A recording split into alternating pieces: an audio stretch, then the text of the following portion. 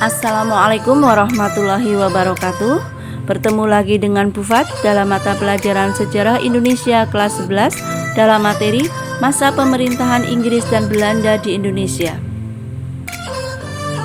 Tujuan pembelajaran, peserta didik dapat mendeskripsikan masa pemerintahan Gubernur Jenderal Thomas Stamford Raffles dan masa pemerintahan Gubernur Jenderal Johannes van den Bosch. Kita mulai dari masa pemerintahan Gubernur Jenderal Raffles di Indonesia. Dimulai dengan adanya kapitulasi Tuntang. Pemerintah Belanda menyerahkan Indonesia kepada Inggris di Kalkuta. Semua tentara Belanda dijadikan tawanan perang Inggris. Orang Belanda bisa dipekerjakan dalam pemerintahan Inggris. Hutang Belanda tidak dijadikan tanggungan Inggris. Kebijakan Gubernur Jenderal Raffles di Indonesia diantaranya melaksanakan sistem sewa tanah atau pajak tanah yang disebut land rent, penghapusan penyerahan wajib hasil bumi, penghapusan kerja rodi dan perbudakan.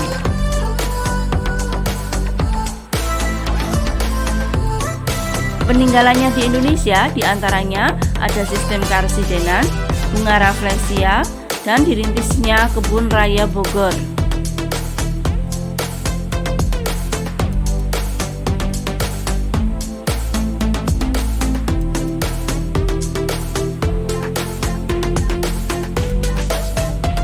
Akhir pemerintahan Gubernur Jenderal Raffles di Indonesia ditandai dengan perjanjian Convention of London antara wakil-wakil Belanda dan Inggris. Di antaranya isinya adalah Indonesia dikembalikan kepada Belanda.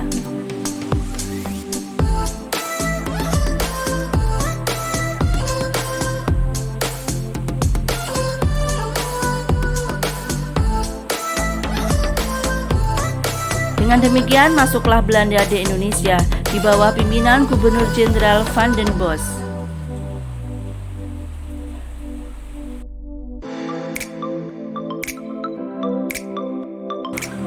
Kebijakan Gubernur Jenderal van den Bosch di Indonesia adalah sistem tanam paksa yang terkenal dengan istilah kulturstelsel.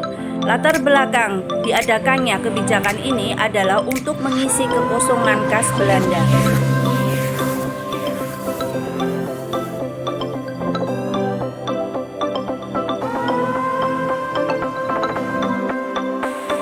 Contoh dari pelaksanaan kulturstelsel. Aturan sistem tanam paksa diantaranya tuntutan kepada setiap rakyat pribumi untuk menyediakan 1/5 dari tanah pertaniannya untuk ditanami tanaman perdagangan.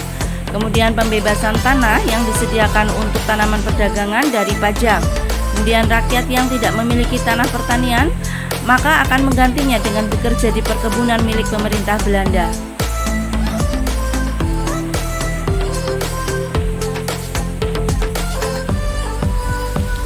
Waktu untuk mengerjakan tanaman pertanian atau kulturstelsel tidak melebihi waktu untuk menanam tanaman padi atau 3 bulan. Kelebihan hasil produksi pertanian dari ketentuan akan dikembalikan kepada rakyat.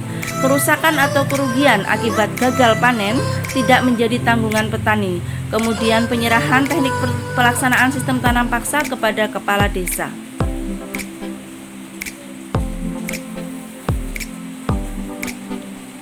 Silakan dianalisis reaksi terhadap sistem tanam paksa, dampak sistem tanam paksa, dan dihapuskannya sistem tanam paksa di Indonesia.